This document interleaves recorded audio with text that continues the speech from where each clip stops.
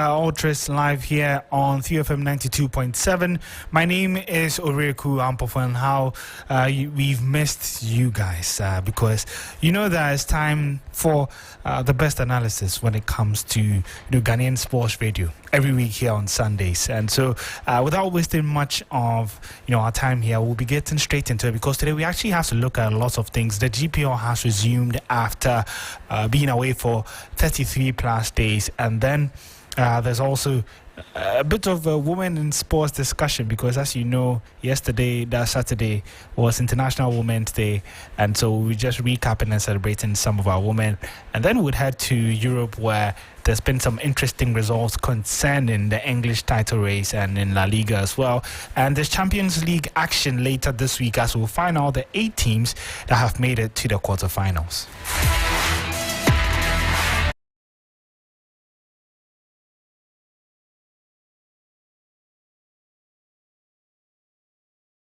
I'm in studio with Mutala Yakubu and then Akosia Eje. Good evening, guys, and welcome to Sports Ultras. How are we doing today? Good evening. I'm good. You're good? Yeah. Okay. And Akosia, how are you? I'm fine, thank you. You're fine? Yeah, very fine. I mean, we're coming from a day where we celebrated, 92.7. so I'm still pumped and gassed from all the Happy International Women's Day. You are all doing yeah. Let me start with you. International Women's Day. I watched warm up yesterday, all women show. Since Friday, it's been back to back with stories, with graphics, with shows in appreciation of women's football. Just how far have women in sports come beyond just the athletes? You're looking at journalists, the whole ecosystem when it comes to sports. Women have actually done a lot in sports when it comes to Ghana, but it's just that it gets to a point where we don't see the progress anymore. But then in the past, when you want to talk about Theodosia Oko, she wasn't just a sports person. She also designed the Ghana flag as well. That she's a woman who made sure Ghana qualified to her first Hockey World Cup. She was a chairman for the Hockey Federation in Ghana for a very long time, and under her tenure, that's what made Ghana hockey gain the ground that it did at the time. And then we want to talk about Alice Enu. We want to talk about, even recently, let's talk about Blessing. I know that for the past 2-3 weeks, she's been trending for reasons I would have preferred she doesn't. But when it comes to women's sports, sometimes, you people will do whatever you want to do with our pictures. So she is actually the first woman in Ghana to have won the CAF Champions League. That's a big stride for her. She played in the first 2 CAF Champions League finals. First with Hazakes Ladies, and after that team played the first final against Mamelodi Sundowns. They have just one of their players from that time still in the team. That's their goalkeeper.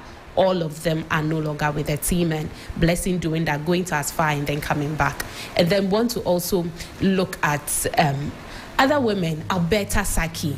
And then we didn't feature Adra Bayo. Someone called me and okay, you did the first ladies in sport and you didn't feature Adra Bayo. I'm like, the only reason why Adra Bayo wasn't in that list is because there was Alberta Saki. Because before Adra Bayo won her CAF Women's Player of the Year and got nominated twice after that, Alberta Saki had already won it. So if in the other 2 nominations she had won, she would have been the first woman to maybe win it twice or thrice, and her name would have been featured.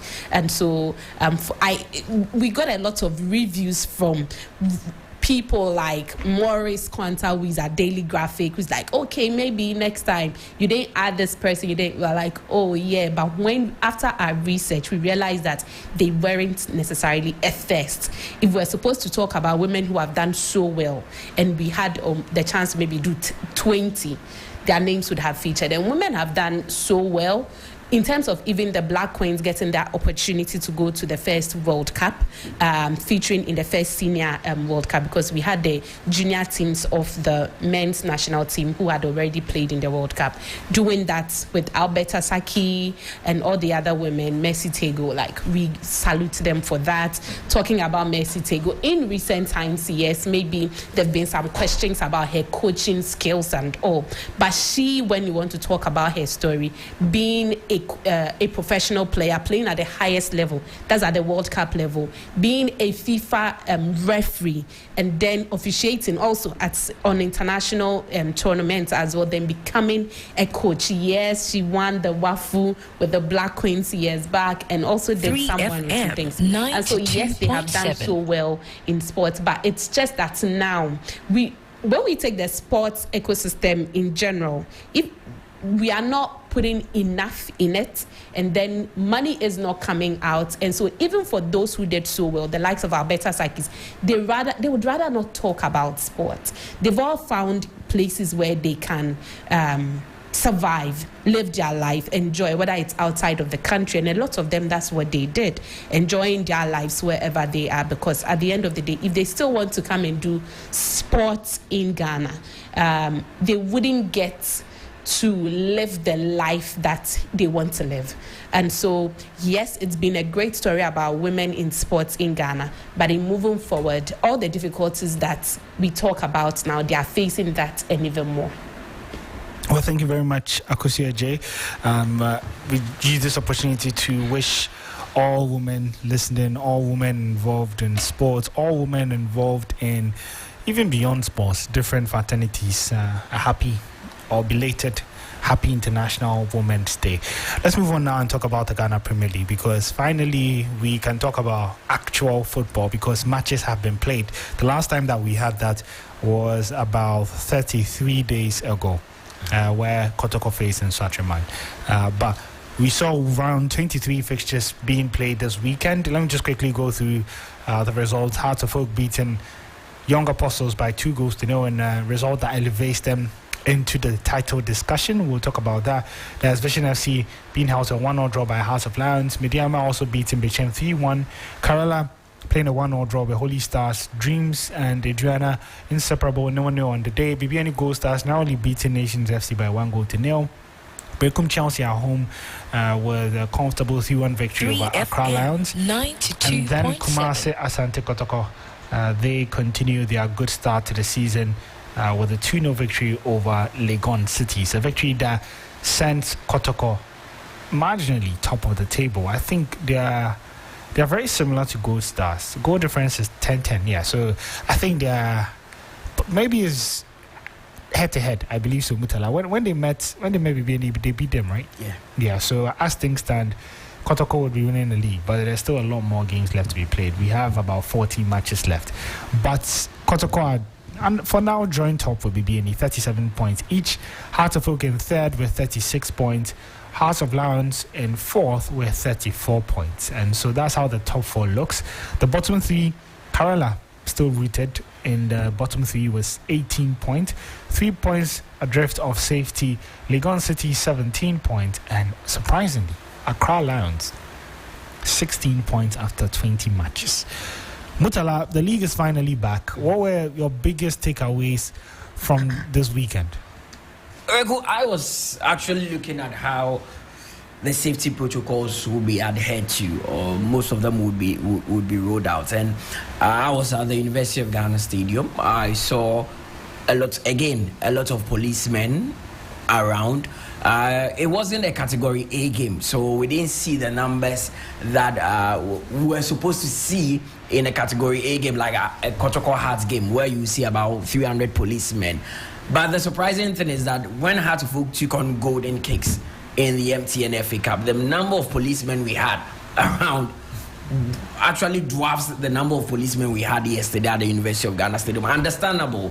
The major concern people are still raising has to do with the fact that policemen are still in the stands, but this time the eyes are firmly on the pitch and not on the people or the spectators within the stand. So people actually call them to order that you need to keep an eye on what is happening in the stands, because that is where the chaos usually brews. On the pitch, it can be taken care of because the officials are around. So that is the only thing. And also, right after the match, I went to the safe zone. You know, prior to the match, the GFA Club Licensing Board has cited some security concerns with the University of Ghana Stadium, same as the Barbara Sports Stadium, and it has to do with the safe zone. I don't know if you know. Yes, we were at the University of Ghana Stadium last 2 weeks for the Corporate League. Yeah. You see, when you get into the University of Ghana Stadium and you go down where the door you use before you get to the pitch, I mean, that is where the safe zone is. That is where the team bus comes in. So the Club Licensing Board are saying that a gate should be mounted at both sides. So when the team bus is coming, we just open the gate for the team bus to get in before the players actually get to the dressing room. The Club Licensing are saying that place is left bare, so it gives access to fans to troop in. And I mean, if someone is unhappy with the player, they can easily walk in and harm the player. So that is the major concern with the University of Ghana Stadium. And right after the game, even though Heartofok won, I'll come to the game itself. They've been charged by the Ghana Football Association for allowing fans to enter the safe zone again. That is what the FA is trying to prevent. Even though the fans... So if you don't use there, where else can they use? Where else? Because I know that you can use up there. When you use up there, there's a particular place that it leads you. When you take that down path, there's a particular place that it leads you. So the down path is where the Club Licensing Board have an issue with, because they feel that area is a restricted area. It should be meant for just the officials, the players, the officials who are going to officiate the game, because anybody at all can just walk down there. You know, okay. So you would rather go up come down, and then go right. Of course. If you're a fan. If you're a fan, you don't need to go down there, and it's easily accessible. The way it's an open area, any fan can just walk down there using the staircase and harm an official or a player if they are not happy with their performance on the day. And yesterday, Heartofok were charged for allowing fans come in, even though they came to make merry for the win that Heartofok had. They've been charged, yes, because I mean, today we've won. Everyone is excited. They came to, hail the players and all that.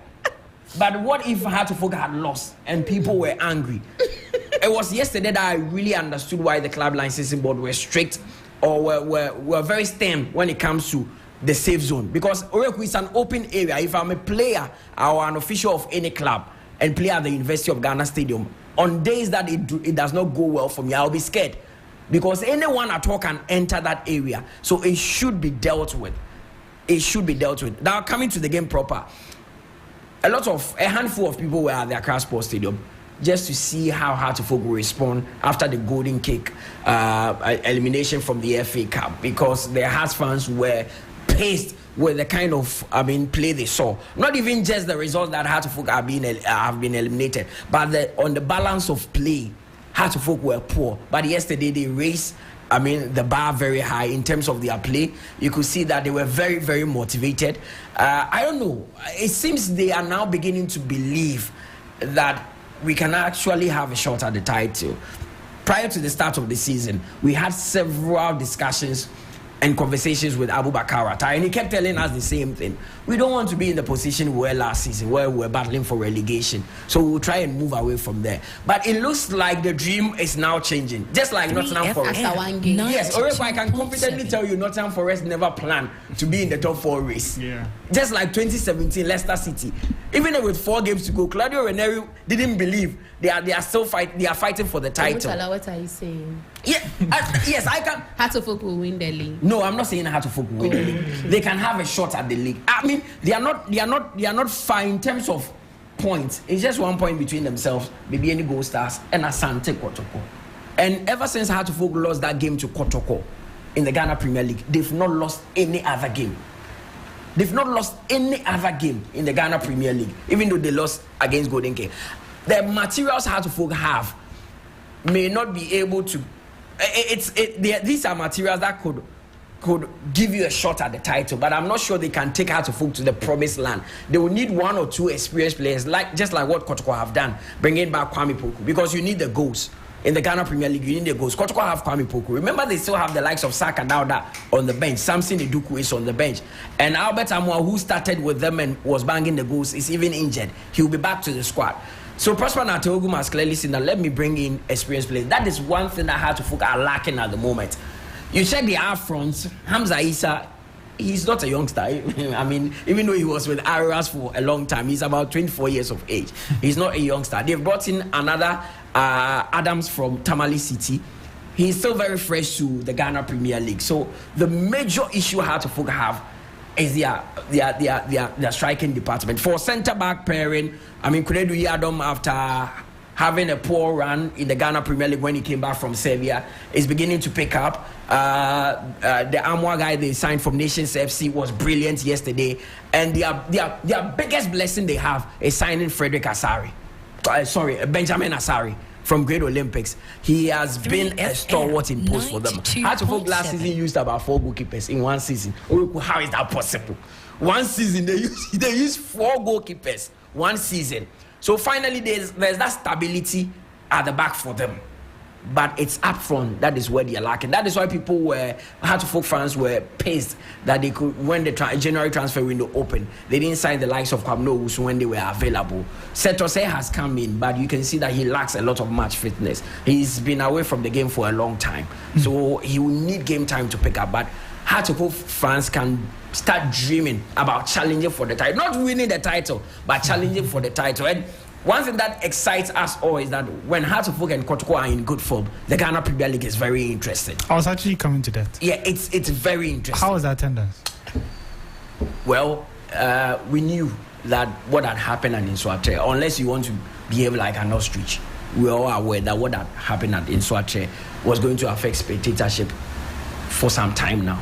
But I was even encouraged with the number of people that turn up to watch the game, because I'm sure these people have also seen that there's been heightened security at all our venues. During the FA Cup, they saw images of what was happening. So they came there with a free mind. I mean, not really having that on their mind. I spoke to a number of them, and I can tell you that they are all very confident that this is not going to repeat itself because of the improved safety protocols in place. But I think it just started. It just restarted. So going forward, we may have a lot of fans coming, especially when Hearts are winning games. That is the only tonic to lure fans to the stadium. Owuraku, there's no other tonic to lure fans in the Ghana Premier League. The only thing that you can use to lure fans is when you are winning games. And I can tell you the next Hearts home game at the University of Ghana Stadium, they will have more fans than what we saw yesterday. What if they lose their away game? 3FM 92.7. But I'm telling you that once you keep winning, the fans will come. The fans always say the same thing. Once the club is winning, I can have value for money, because I am coming from Ofanko. And unfortunately, we are living in a country where we have poor transportation system. We don't have good railway system where you say somebody can come from Insawam and watch Hearts at the University of Ghana, and within 20 minutes he can get back to Insawam using the rail. We don't have that. So when people are coming from far to watch games, they want value for money. Why should I take car from Insawam, pay about 50 cedi, get to the University of Ghana Stadium, pay another 10 cedi, that is 60 cedi, and my club goes on to play haphazardly and lose? I will not be happy. So that is the only thing. To lure fans, you must keep winning games. And I see a 3-horse race. Owuraku, I have a problem with what Mutala is saying. He's talking about the league, and then you can see that whatever he's saying is pointing to the fact that we have a tight league, and I think the standards of the league is very low. That is understandable. How do you play 20 games and then the first has 37 points? That's like 23 points more than they should be having at this stage. If you look at the goal scoring chart, that issue has existed even before you came into this position. For the last 10 years, for the last 10 years, excited to talk about this. For the last 10 years, the standards of the league has not been the same. And it's fallen. And the organizers of the league are aware of the standard. But do you know how we can improve the standard? When teams are doing well, teams like Hearts and Kotoko, you can never take them out of the equation. It's like telling me that if Celtic and Rangers are not doing well, those teams are the standard bearers, and the standard bearers are with 37 points. What standards are we setting? That is what I'm saying. You know the problem. The problem is that you don't win away matches in the Ghana. Yeah. And you don't play to win. So you know all the coaches that I've spoken to in recent times after the unfortunate incident at Inswatre, all the coaches are saying the same thing. and I want to see how they will react. They are saying that we can't win away matches because we go into away games feeling scared. Players with a lot of injuries intimidation, so players faking injuries. Even Christopher Nete said that the players fake injuries to go into away games, and we go into away games thinking that away there, no boy, they mean point. I'm not coming to get I'm not coming to get any points here. But with the safety protocols kicking in and officials being confident that if they officiate fairly, nothing is going to happen to them, then we can start seeing teams winning away games. I mean, that is the thing. Just to buttress the points. Here's the away table of the Ghana Premier League. Nations FC have the best away record. They've played 11 games. Out of a possible 33 points, they've won 17. And that's the best away record in the league. So yeah, that's tell you. As for Legon Cities, they have 1 point. 1 point on the road. And Saint-Germain went to the FA Cup final. They were a top 4, top 6 team. They have 1 point on the road this season. Accra Lions, after finishing top 3, have 3 points on the road this season. That's very normal. Are those teams the ones who fear the most? Are those teams the ones who fear the most? It's a sad reality. The ones who fear the most? Who fear? Yeah. Like Mutala was talking about intimidations. If you win, so are they the ones who fear the most? The intimidation doesn't even really go for just the players or the players on the pitch. I mean, if you've been to a Ghana Premier League venue before, away from Accra and Kumasi, the intimidation, I mean, if you see how scared referees go into games with, there are linesmen who will raise a flag. When they hear the crowd shouting, they put it down. Some linesmen are even tense to even come out for the second half. And we have a situation where our inner perimeter is not that safe. Anyone can get into the dressing room and assault a referee and come out, and you might not even know who did it because nobody is given any tag, any form of accreditation. And these are the things that the FA is trying to prevent. There's been so much ill that has gone on in our league, and that is why they are putting in all these safety protocols to ensure that we raise the standard. And we get caught up in this when we go for African tournaments. Yeah. When we get into the CAF tournaments, the CAF Confederation Cup and the Champions League, we get caught because our standards are low. That's why we meet the likes of the semi-finals. We almost make it look like it's the biggest thing that has happened. But we celebrated for months. But we've had 2 Ghanaian teams play in the CAF Confederation Cup final. But we celebrated as if it is the biggest achievement we've had because our standards have fallen over the last couple of years. That is why we meet the likes of Zamalek, and it's as if we've never played football before. Simba, you know Simba from Tanzania. Simba is like Mediema in Ghana. But when we meet Simba right now, because they've been able to, put things in place and ensure that their standards are high, we meet them and we get scared. So, let's just be hopeful that with all these safety protocols kicking in, the Hearts and the Kotoko can regain their form because you can never take them out of the equation. It's like the Scottish League. The Ghana Premier League hasn't gotten to the standard of the EPL where you say even if you take Manchester United out of the equation, there's still a Chelsea in there. There's still an exciting Aston Villa in there who can play in the Champions League. We haven't gotten to that standard. It's not even the standard of the Nigerian League. The Nigerian League is also as poor as anything. Don't talk about the Nigerian League. A league that doesn't have even a team for 5 years. There's recently that they started using VAR.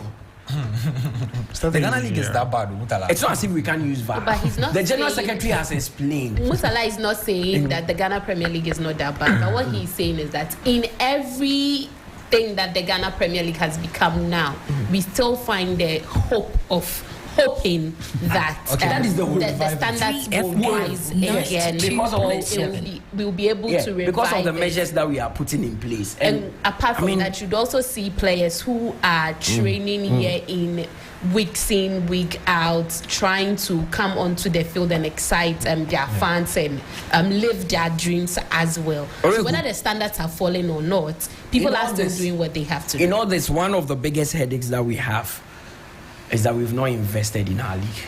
So I met a former general manager of a Premier League club yesterday at the University of Ghana Stadium, and he was telling me that during his time when he was managing that said club, he allowed about 8 of his best players to go to Ethiopia because each of the players were going to earn $2,000. Yeah. And the players actually came to him at dawn. They would even beg. The players came with their mothers. Listen, they came with their mothers to beg that they should allow them go, because the $2,000 a month can change a lot at home. So these 8 players had to go. The club were one of the clubs that were fighting for the Premier League title. But once all the 8 players left, they fell off. And he says that has been the cycle. That has been the cycle in the Ghana Premier League. I mean, you can't keep players. And in a league that you can't keep your best players, your standards will never, ever elevate. In a league that you can't keep your best players, that you lose your players to Rwanda Premier League. Rwanda Premier League. One of the best players we had in the Ghana Premier League playing for Asante Kotoko, Richmond Lamptey, went to the AFCON with the Black Stars, came back, and Kotoko couldn't keep him. He had to move to Rwanda. Sometimes when I see people hailing our players in the Ethiopian Premier League, I get sad. And at this Ghanaian face, this Ghanaian in the Ethiopian League and this one squad, I'm like, really? The Ethiopian League has become a destination for our players. That now we are hailing them, they are playing Ethiopia. Ethiopia League. Ethiopia. When they even start playing football? When Ghana was winning AFCON, what was Ethiopian football? It's a sad reality. So the club official told me plainly that until such a time where we can invest heavily in our league, like they've done in Egypt, the government knows that I have to keep most of my best players here for my league to be exciting. Mm-hmm. So at the start of every season, they give money to the Egyptian FA to be able to distribute to the club. So most of the clubs have enough to purchase a player. That is why Zamalek or Al Ahly can go to England and bring a player from Stoke City. You know that they can pay $5 million for a player from Stoke City, because they are even looking beyond Africa. For Al Ahly and they are looking beyond Africa. They are looking at competing in the Club World Cup, where they come up against the likes of Chelsea. That is their dream. Yeah, at a point, they were linked to Sergio Ramos. They've done a lot. When it comes to the Egyptian league, even Junior Agogo, our own Junior Agogo had to leave Nottingham Forest to Zamalek. So until such a time where we invest heavily in our league, why should you tell me, Andrew, tell me, why should the player leave Ghana Premier League and go to Sudan? What is in Sudan? What is in Sudan? The person will earn. But when he gets to Sudan, he might earn $3,000. Yes. And you know what $3,000 can do in this country? Where's Rabi? You should check. $1 is how much now? About 15 Ghana cedi. Yeah. Do you know what that money can do? But they have to ditch the Ghana Premier League because they are not earning enough here. So until such a time where earning enough or at all, they may not be earning at all. Charlie, why? And as they are playing, their ticket is play well, and we will do highlights for you, so that then you have a player spring up from nowhere. I saw a Ghana player, a former Ghana Premier League player, 3FM in the Indian 92.7, scoring over 5 goals in a game, and I saw the post. India. I'm like, it's okay. India is the last. And India, do you know the team he plays for? There's a team in India called Kerala. India is the last. Like, no, that's where we. India is the last straw. No. But I want us to move on from the Ghana Premier League, but we'll transition with it. If we expect the Blaster squad to be announced this week. If we were to nominate one player from the league that you think deserves to be in the squad, who do we? Everyone gets a bite. Benjamin Asare. Heart of Oak's goalkeeper. Why? I think he should be the local goalkeeper we seem to have left a spot for a local goalkeeper, so he should it seems we've left a spot for a local goalkeeper, so I think he should be the one. He's been solid for Heart of Oak. I would have gone for Frederick Asare, but Frederick has been injured for some time. His form dipped. Kamara came in, so I would go for Benjamin Asare. His leadership at the back is what is keeping Heart of Oak going. He commands his back line very well. Great with the ball at his feet. If you want to do Onana things, if you want a goalkeeper to do Onana things, I can trust Benjamin Asare. And he's been very solid. For me, he's the only one that I can vouch for. Andrews. I will with Kwame Poku. Because for obvious reasons. Which obvious reasons? We've had a goal scoring problem. And we are failing to put the ball in the back of the net. And since he came to Kotoko, with the experience that he has, I think if he's in and around the team, it will be good. And I say this based on the fact that Jerry Free came from Tots FC Division 2, and then he was able to score against Niger.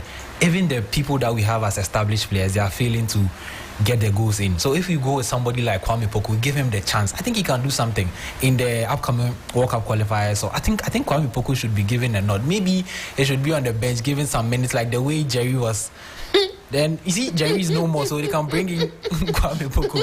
Then I'm sure he can do something. Inaki got less than 10 minutes. It's not as if Kwame Poku has not been with the Black Star. Inaki came in the game. He's been in the Black Star. He doesn't even know that Kwame Poku has debuted for the Black Star. South Africa. So they can. He was playing on the wings. He had 3 touches in that game. Even Inaki Williams is laughing. Languishing on the bench. I'm not saying that he's a bad player, but there's always there has to be a leveler. Almost as if you will find your true level at the high. We saw Kwame Poku moved to a higher level. I'm not saying he's a bad player, decent player, but sometimes when you rush and you take 10-5 strikes when you're supposed to take 1-2, you find your true level. He's played a national team before, and you see, my point is that's why I think I had this conversation with you that even JFE, I didn't want him to be consistently part of this team. We're in such a chaotic period that if you come, national team football is very, very radical. One mistake, and that's it. And we're in such a chaotic moment that people's blood are boiling.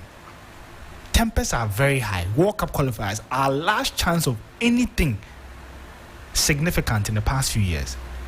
If you come and you miss some chance, that's your end. You see, you don't have credit in the bank like the other players. Someone like Kudus can afford to miss that chance. All these players who have been they've been in and around the team, they are regulars. But they are trying to make a case for yourself. You don't want to be on the back of that. And we are just unsettled, chaotic to be. But I don't mind if he's in the squad. I really don't. You know the funny thing, when they come and they don't perform, then the fans tend.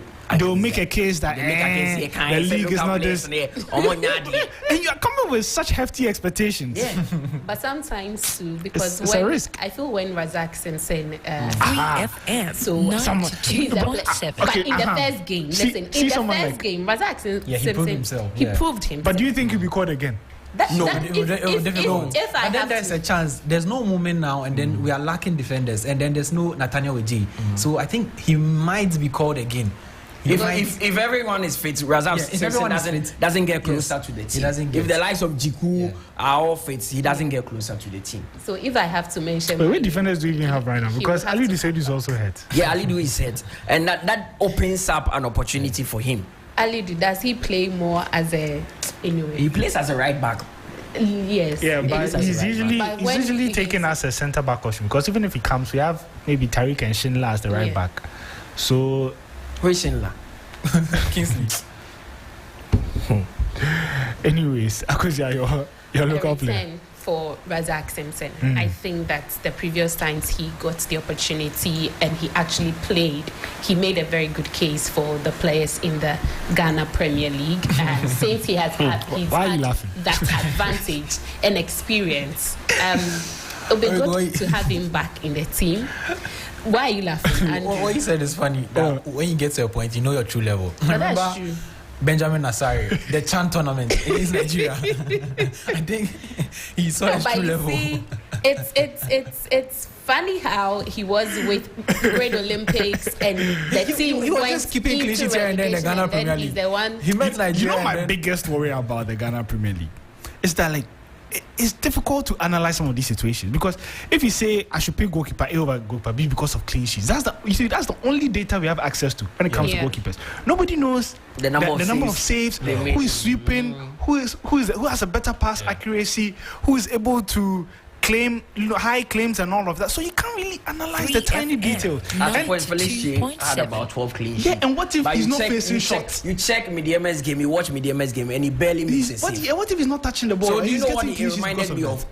In Spain, for like 7 years, Victor Valdez was always keeping the most clean sheets in Spain, but Casillas ended up being voted the best goalkeeper. Even though Casillas would concede almost twice the goals that Victor Valdez would concede, but Casillas was facing more shots, making more saves, and Valdez was just in the post making 2 saves per game. And the clubs are not also helping in this situation, because for Kotoko, at least they had their VO, which produced different data. So when the whole conversation around Christopher Nete and the other players that were getting PR to be invited onto the national scene, realized that Kotoko posted almost 2 different stats on their player to say that, okay, if you claim your player is also good, if you claim your player has done so and so, bring your data, bring your stats. And the clubs are not helping because this is not up to, say, 3Sports or whatever sports to come and produce that data for you, because it's for you, even the pictures, club pictures and are the players. It's for the that is what I was about saying, that even pictures from but if you are not, a player scores a goal, you go onto their Twitter page and you don't even have the picture of the player there. They just write the name. Buampong gives us the league. Because, who is Buampong? Like, even when you check one of the Ghana Premier League accounts today, one of them, they did a results slide where they have had to focus 1, Young Apostles 0. I was like 2-0. No, but they made it 1-0. I was like, did Mutala not say somebody scored to increase their lead? Or I'm just like, let me go back and check so that I'll be sure not to put the wrong information out there. So if at least the clubs are also helping, if they transfer players, and even if now they can even I think they can transfer players and use them for barter. If they are going to get technology that will give them access to data, because the video is just easy. It will give you highlights. Do you know how they sell players in the Ghana Premier League? Do you know how they sell players?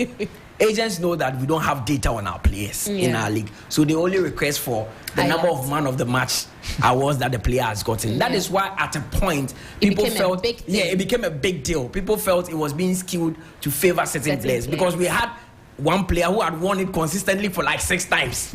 And we all watch the game and we see this player, because that is what agents request for. Oh, on the video, my video back, and the video you go and edit. The video you go and edit only the long passes that he's given and the goals that he scored. So now they ask, how many man of the match awards has he gotten? So it became a big conversation. That we don't care about data in our league. That is why people like Shaban, we feel they are trying. But even with Shaban, how many times does he get to watch the other games at the other league centers? The ones that he watches is what we get the stars from. So if he watches Accra, stars. He didn't watch Kotoko today. Someone won the goal scorer of the season, and we saw just 5 or 4 of the goals he had scored. And even you before at Flash Score, it makes your work more difficult. It makes your work more difficult. I always ask myself, how do you people get to work around the Ghana Premier League and even provide? Because sometimes the player scores and you don't even know who scored. So you just put the ball there. Emoji board there. Someone gets a red card, we don't know. It's very difficult. I mean, there's a lot we need to fix with this league. Yeah, but let's talk about the Black Stars, because all of you are given the player that you think should be in the team. The national team haven't been in action since November. It's been a very, very, very long time. A lot of things have come past. Players have been injured. ACL has come for a number of our players and all of that. I don't even know what question to ask. Because there's so much. But do you feel confident with the technical team that has been assembled or reassembled, plus the performance of our players? Because those are the only 2 tangibles that have changed. Otto still stays, so the people in and around them have changed, and then the players who are performing, some have gone up, some have come down.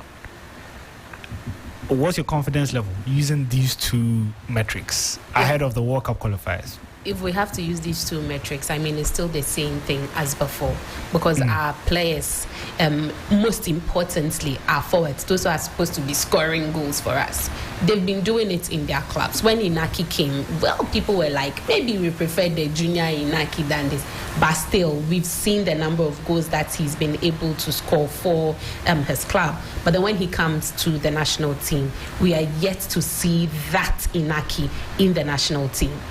For a very long time, whether it's the position of Partey or how he progressed our play, that has also been a question. We've seen Antoine score goals from Bristol now to Southampton to Bournemouth. Like we've not seen them perform on that higher level when they play in the Ghana League, and they have been performing. For the past 4 months, they've been performing in their individual teams. So if those are the metrics, and Otto has been with the team since we sacked the coach who took us to the AFCON, and we did not qualify for the AFCON. That alone doesn't give anybody the confidence. 92.7. Because if from how we started when we played the World Cup qualifiers against Mali and we won in that game, everybody was excited like, oh, okay, we see what Otuado is trying to bring into the team. And then to not qualify for an AFCON where we saw the group that we're in and we're like, okay, we can just use any players we want to use and then qualify for this. The confidence level low, the confidence level very down. Maybe to me personally, probably I don't want to get myself hyped and be disappointed, because to come from not qualifying out of the group stage of an AFCON for the second time to not making it to the AFCON in however many years, to using the same, okay, well, we've changed, but the head is still the head. Now going into the World Cup qualifiers, listening to everything going on, and the fact that we've even brought another captaincy issue, which we know that every other time had some way had an impact on some of the players. I mean, confidence level very, very low. If you're supposed to use the metrics of the performance of our players and the technical team we've assembled. I think we've not won a game in 9 months. We've won. We just won twice. But you like over exaggeration, man. You make it look like we've been playing in 9 months. Like as if in 9 months we've been playing every single day. But if we did play the AFCON qualifiers and you placed last without winning a game in 9 months, you've not won a game. As you say, the way you could say that, you go make me think like so almost a year. Yes, you've not won a game in almost a year. So if I think June will be 1 year since we last won a game, and just think about this. This is Ghana. That's how Nigerians see it. This is Ghana. They've not won a game in 9 months, and Otuado is still the head coach of this team. After this shambolic performance, how do you let his assistant go and then you keep Otuado? Where does the confidence come from? I think confidence comes from results. If the results are not going your way, then there will be no confidence. If you look at our main players, we are almost at the end of the season. We are in March. The season ends very soon. Our top guns, we don't even have a player who has double numbers when it comes to goals in their respective leagues. Semenyo is the highest scoring Ghanaian in the Premier League. He has 7 goals. That's a single digit. Inaki William has 5. Also in La Liga. Then you come to Andre Jordan and then Mohamed Kudus. What does this say about us? Where does the confidence come from? How does this team just shift all of a sudden from people who are struggling to beat Niger and then they're able to beat Chad and then Madagascar? I think it will be very, very difficult. But maybe the extra motivation of representing your country at the World Cup will be what will propel Ghana to the World Cup. But then aside that, I don't see how they'll be able to. Even what preparations have they done that they've not even played any game? What are we coming to see from the Black Stars? I think it will be very difficult, but then I think the motivation to be at the World Cup should be what should help them win. The US motivation. The thing about Ghana is that, as you mentioned, 9 months without a win, it's very tough to even have confidence in the team, because in that 9 months, we're playing teams like Niger and Sudan. These were teams that Ghana didn't even have to bat an eye to beat just a few years ago. Even 2018, 2019, 2020, 2021, Ghana will be able to beat Niger and Sudan, especially at home. And then, no, you let me finish. Especially because, when you don't change a coach, you can change everything around the coach. We've brought in psychologists. We've brought in Desmond as assistants. We've brought in Winfred Schaefer as the technical advisor, director of football. We've can bring Marcel, video analyst.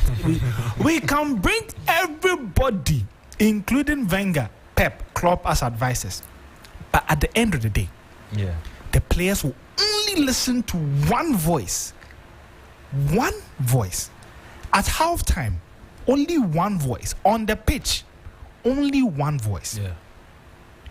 This is, bear in mind, it's human nature. This is the same voice the players have been listening to in the past 9 months. And it's not working. So So if you change everybody around the same voice, and the same voice comes again and talks, psychologically, I don't see how that motivates the team. I don't see how these players will come back after 4 months. Instead of hearing a new voice, something new, something fresh, they would hear the same voice that hasn't worked for them. And all of a sudden, we expect things to change. Football is not magic.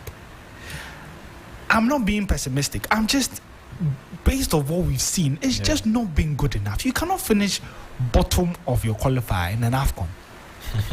And then the voice that led that campaign is still the same voice we are going to expect that magically, because the title has changed from AFCON qualifiers to World Cup qualifier. Why does he have a pedigree in qualifier? What team? I think what you're saying is like marriage. When you're dating a guy who is a cheat, because he was your boyfriend, you're saying, okay, when we marry, he'll change. Yeah, exactly. The title has changed from dating to marriage. I don't want to draw a hasty conclusion. The only glimmer of hope I have when I look at this Black Star team is Desmond Ofe. And I can tell but he's not going to be around. Yes, and I'm telling you that is the only glimmer of hope that I have when this new reshuffle was done in the technical team. Because I've seen his competence. I've seen what he brings to the table. Even apart from the under-20 where he's done well with them, when you have conversation with him, you can see he has deep and rich football knowledge. He really understands the game. And I'm not surprised he was trained out there. So he knows the rudiments of the game. Now the biggest challenge we have is you can have Inaki Williams. You can have Antoine Semenyo scoring 20 goals a season for Bournemouth. But over the last few months, have they replicated that form at the Black Stars? So regardless of what happens at the club level where Antoine Semenyo is banging in goals and we are all very excited, has he brought that form to the Black Stars? It's not worked at the Black Stars, all because of the head. That is what I believe. I feel Otuado is a big problem. I will not say he's technically bankrupt. I won't use that word. But I feel he still has a lot to learn as a coach. And again, I feel he's not really ready to handle a country like Ghana that is going through trial periods. Because with the stage that we're going through, you need a very competent manager, someone who has done it before. That is why there's a reason why Sam Allardyce was called the savior.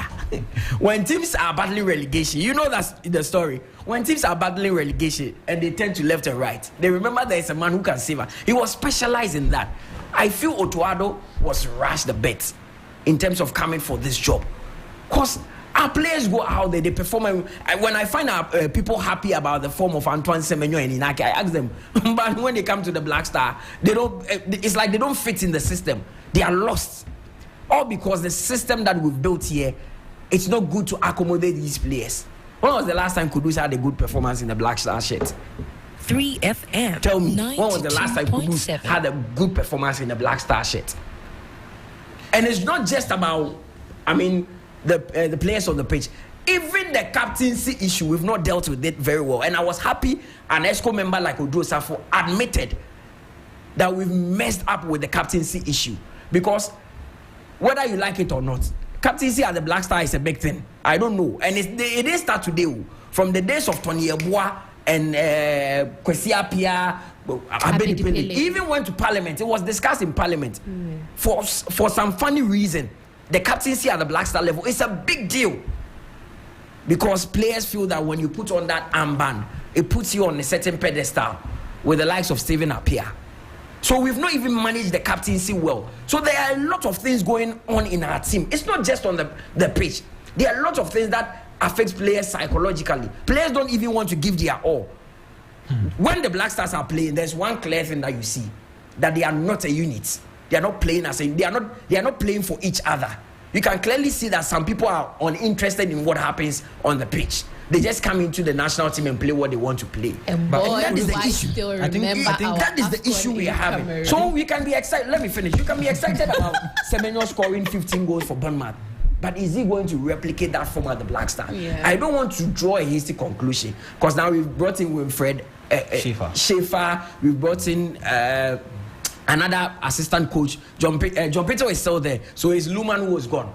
I don't want to draw a conclusion. I want to see what happens with Chad. But Owuraku, if we do not do a lot of house cleaning before the players come in. The game is on the 21st. They are doing that. They are doing on the 21st. If we don't do a house cleaning by the 17th of March, we'll get to the pitch and we'll be messing up against Chad, and the same problems will be staring at us. But I have renewed hopes with all the changes that have happened, and I've told you, Desmond is my only shining light. Desmond is my only shining light. Oh, we are not wishing the Black Stars, doom. We all want things to work, but we need to do.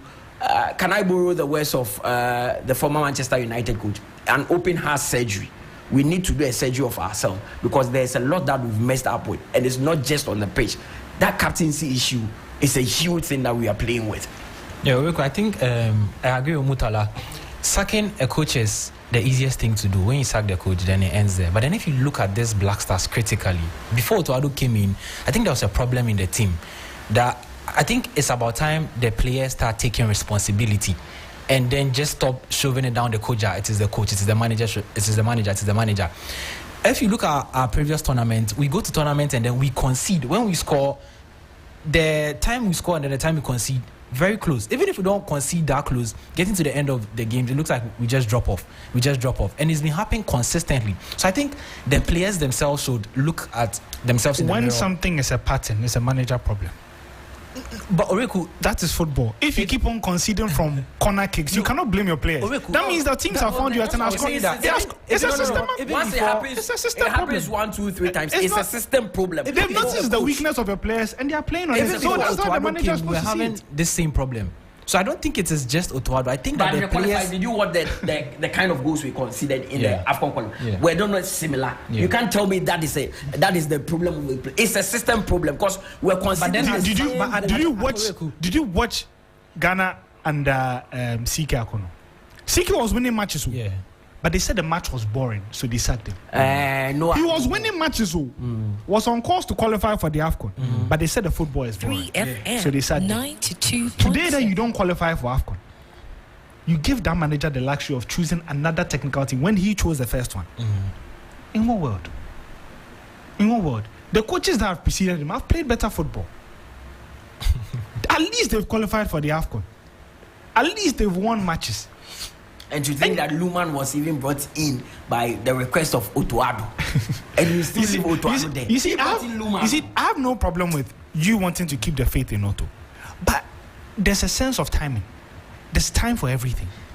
This is a very critical juncture for Ghana. I feel like the next 1-2 years is really the make or break period for Ghana. You cannot. This is either we sink to a Man U type level that we don't know when we'll come back up, or we hit the ground running like we did between 04 and 06 and change things. You have to be how we brought in young players from that Olympics 04 and just transition. There were radical changes. Something has to change quickly because you see, if you don't qualify for World Cup and another AFCON comes and you don't qualify, teams will stop fearing you. You won't attract any big coach. Your players will lose confidence. People won't come to stadium, and that is it. You fall into what I'll call the Manchester United level. You don't know when you come back up. So now United have set a level. Yeah, like you remember after 2013, it happened to Nigeria. Yeah. After they won the AFCON. Yeah. And they needed to take drastic changes. Even Ivory Coast, Cameroon, Egypt, they've all gone through it. Yeah. But they changed fast. Algeria, after they won the AFCON, they stuck with Belmadi. Yeah. Things are not going well, but they sack him and then they'll call him again. And you see what's happening. You have to be fast. The African football terrain, everybody is moving. Before you realize, now DR Congo is becoming a constant semi-final. Burkina Faso, everybody is improving. You know the unfortunate thing about the African football terrain that I've studied in the last 10 years? Due to migration and immigration, 3FM, now you can face a Sudan side that have about 5 players who were born in Spain, and their doctrine is Spanish football. So they come in as people who know how to play football. So you can't rely on Ghana, anybody dada. I mean, you meet a Madagascar team and you have about 4 or 5 players in the Madagascar team who have never been to Madagascar before, but because their parents, had them in Canada and other places, they gain experience and come into the team. So it becomes very difficult for you. So you can't rely solely on talent in the African football team. And if you don't act fast, it will go past you. You go into a game and Libya will be beating you, and you ask yourself questions. Hey, Libya and Ashemeno, what show? Because the Libyan team has 4 players who are playing in Egypt. They were born in Egypt. Well, they are talking to the players behind the scenes, individual players, like you see, let them know. The players must be aware of what the team that they are coming to play for, and they must take responsibility. I know that if Ghana lose against Sudan, they will blame the coach, but then you have to look at in the World Cup. AFCON qualifiers, you didn't win any game. And you're bottom of the group. As a player, you're as good as the system. But would you? I said, if you like, go and bring Messi and come and play him in that World Cup qualifiers on the Black Stars. When a player loses faith in the coach, that is it. When players lose faith, every player plays football to win, but they are only as good as the system. That is it. If that's the case, then we won't sack any coach. We will say it's the player's fault. But you are saying that they should also take a part of the responsibility. Ghana, Angola in Kumasi. Inaki played less than 15 minutes in that game. Yeah.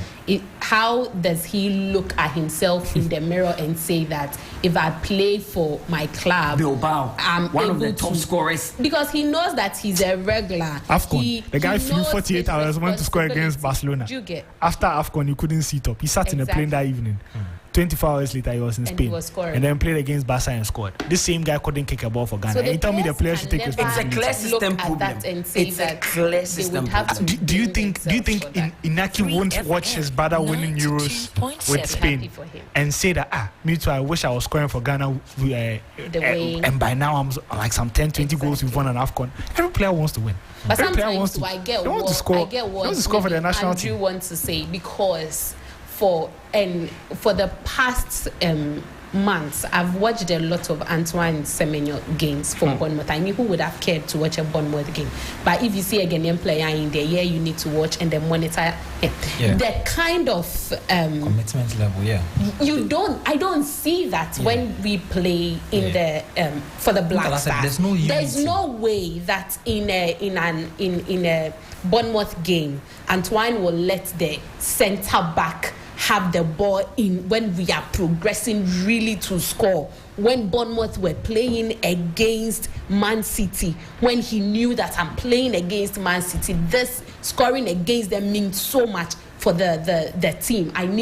There's no way he made any defender become the main person calling the play and also influencing what other players should do. But when you watch him in a Black Stars game, Antoine will be somewhere even closer to the center line, and we would have Ali Duseidu somewhere in the 18-yard box, whether he's going to head a ball, going to catch a cross. Who created that system? The times that we were excited, about it. Do you know these days when you do Ghanaian players have performance, nobody wants to mind. I was even come to conclude. Let's do this. Nobody wants to mind. Because the players performing outside. And when they come, they don't perform. I've deliberately kept quiet on this matter. That look, Ghana plays in 12. Talk to me directly. No, it's not you. Talk to me directly about sports station. It's not you. It's not you. I think we play in 11 days. 7. And this is to the GFA and the people who say we should stop negative talks, whatever. 11 days to Ghana, Ghana Chad. Nobody is complaining. There's no squad out. Have you realized? Yeah. No, where's the camera?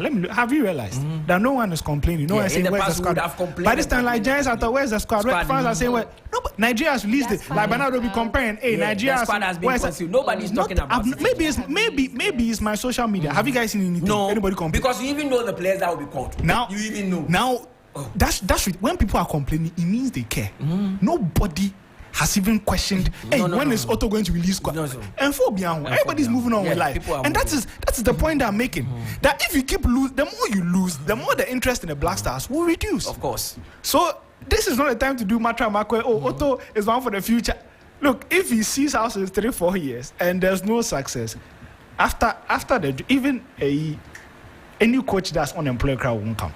Because it will be seen as a death and your trap. high-level players will also It will be seen as a death trap. If after this you fail to qualify for World Cup, it looks like a job that nobody can see. And now you can't attract any big name. After Sports Station, so on Facebook. You won't do Ghanaian players abroad. Yeah, after Sports Station, I've had comments on you know what Dr. Cranton said the last time? That it's not as if Otuado will be caring about players playing in the you can bring some new player. He will still go with the templates, the players that he knows. Sweden. Otuado will not go any player from Sweden. He will still go on and bring Ajete from Switzerland. The players that you know. No player who sprang up from anywhere, but it doesn't even excite people anymore because these players come and they don't even perform due to the system we have here. Well, Fatai Sahaku, he goes to Leicester City and scores screamers. He comes to the Black Star and it's as if he's not played football before. Even our brightest sports. Enough of Black Stars. The Black Stars. Musala wants to do Black Stars, so that we don't talk about Manchester United. United had a good game today. Last 5 minutes. Did United inspire hope? Or it's just I think Amorim just has a thing with big games. I said it on Onya TV on Friday that I expected this kind of reaction from Manchester United. Anytime they are going into a game against one of the big boys, it's a psychological thing. They psych themselves up. Check all the games that they've played against the top teams. Bar the Tottenham game where they lost home and away.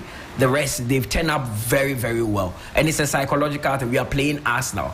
They are one of our biggest rivals in the Premier League. Let's go out there and showcase our talents. Next week, United can get Ipswich and lose.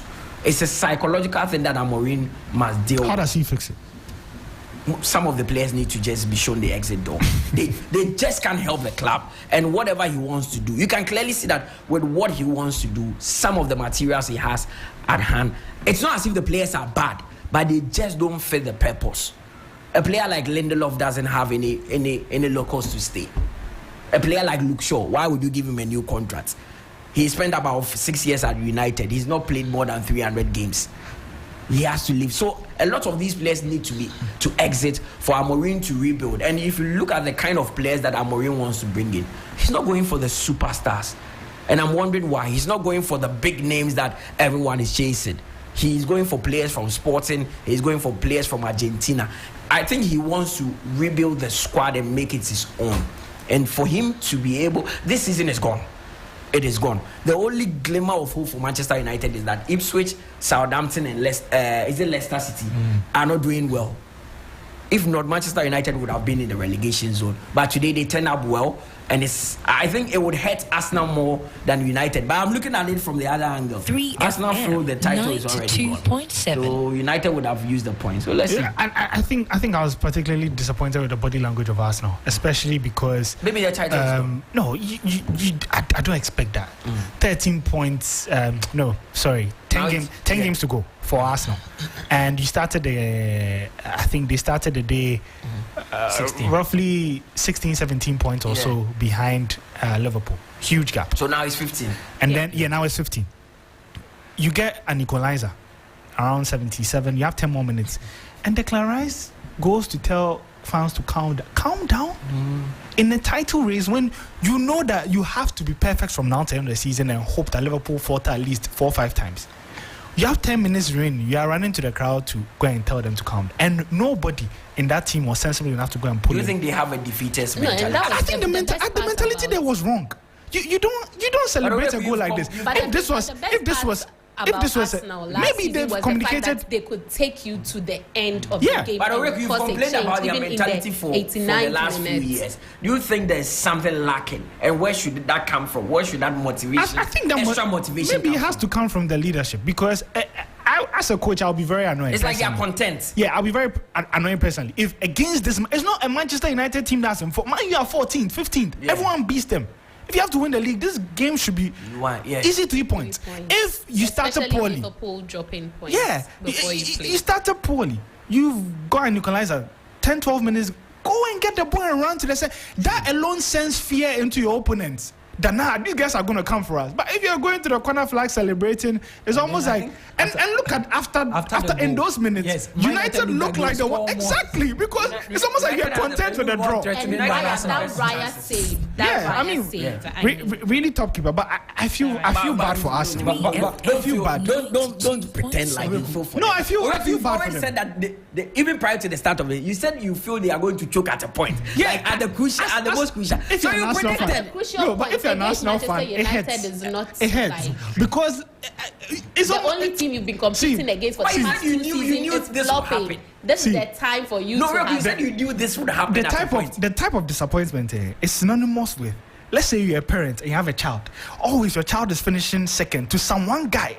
One guy is always a shark. To the point that now when you bring results, you're second, he's like, Kwame the first one. Then you say, Then you are second again. Your mom comes, you come to your mom and you say, Kwame the first, and he said Derby. Kwame, I just transfer. And that's why the first. I said now Kwame the fourth.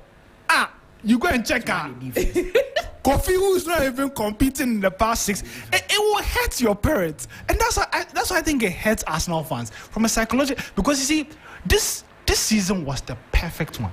Because how do you know how City will come back? Yeah. How do you know whether Chelsea will improve or not? Do you think they will lose this team of challenging for the title at a point? They will lose it because it has to translate. It's like they are in their good moment, but they're not even winning it's like the title. You try everything and it's not working. At a point, instead of that motivating you, it breaks you. Yeah, and that is what I'm asking. Do you think they will lose that steam at a point? They have to win. Because when Liverpool, if they win the Champions League, fine. They have to win something this season. You know the Champions League is a But I want to speak about Liverpool. Quickly. I think because they are the Champions elect, so I want to talk about them.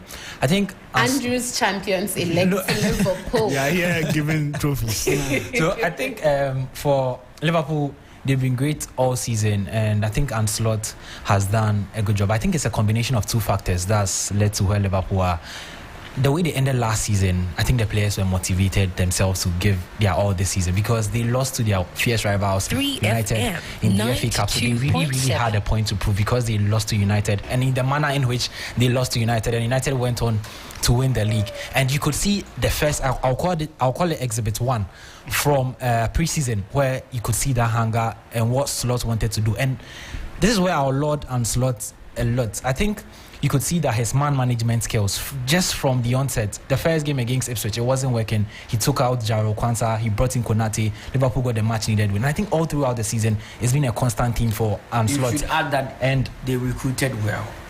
They did recruit well, but I think Ancelotti, McAllister, Szoboszlai, they recruited. His reading of the game. So you are saying that he came to meet a perfect team.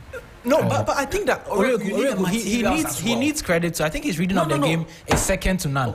In midweek in Paris, you know the team say Alex Ferguson left. No, Owuraku. That's not what I'm even saying. I'm saying that man for doing in midweek in Paris, Owuraku, who would have replaced Salah with Elliott in that type of game? You would think that you just leave your best players on. A moment will fall to him, and then Abi, you say Semenyo will replace Salah. You told me that Antoine Semenyo can replace Mohamed Salah. In that game, you would leave him, but then he replaces Salah with Elliott, and then Elliott delivers. But can Antoine Semenyo replace Salah? I want you to say it into the microphone.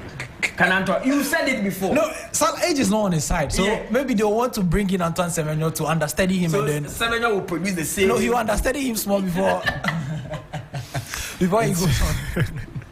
Let me finish my point. So I was saying that even you saw what he did also at the weekend against Southampton. They were one goal down at the break.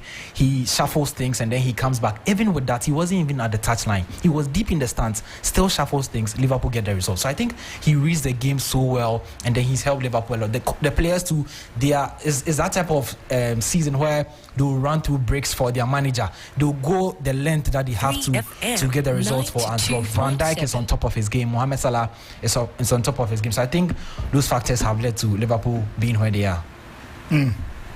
Well, thank you very much, Andrews.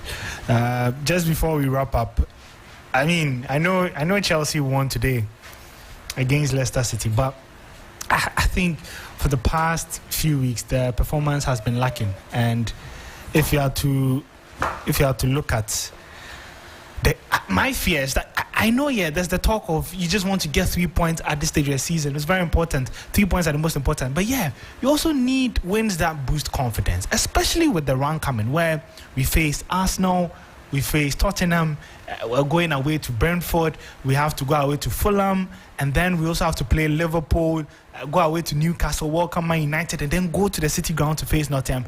Out of all the teams competing for top 4, I think Chelsea has the most difficult run. City have it okay. I think they only play United and then they are fine. You're looking at other teams, Newcastle, decent fixtures. You're looking at Nottingham, very decent fixtures. And yes, Chelsea has dropped a number of points in the past 2 months. But I thought the games against Southampton, Leicester were ones to give our players confidence to be able to head into the run that I just mentioned. But I don't know, top 4, what's your prediction for top 4? Oh, I think it's going to be Liverpool, Arsenal, Forest, and then City. Liverpool, Arsenal, Forest, and City. Yeah. I know you're expecting me to mention Chelsea, but Mutala, come and give me your top 4. I don't know how Chelsea will manage to sneak in with the way they are playing. This is the first time they recorded back-to-back victories since December in the Premier League. Liverpool, and he wants to enter the top 4. Arsenal, Nottingham Forest, Chelsea, Manchester. I have a feeling Nottingham Forest will sneak in. Liverpool, Arsenal, Nottingham Forest, Manchester City. 3FM. So you're saying Liverpool? Yeah. Say it again. Yeah, Liverpool. Then Arsenal, Forest, and then City. And then Liverpool, Arsenal. No, Liverpool, for Arsenal, Forest. No, City, Forest. City, Forest. City third, Forest fourth. I think Chelsea would find a way. They have to sneak in. If find a way to the conference, Europa League. But that's how we wrap up today's edition of Sports Fortress here on 3FM 92.7. My name is Owuraku Ampofo. We'll be back again next week with the latest in the world of sports.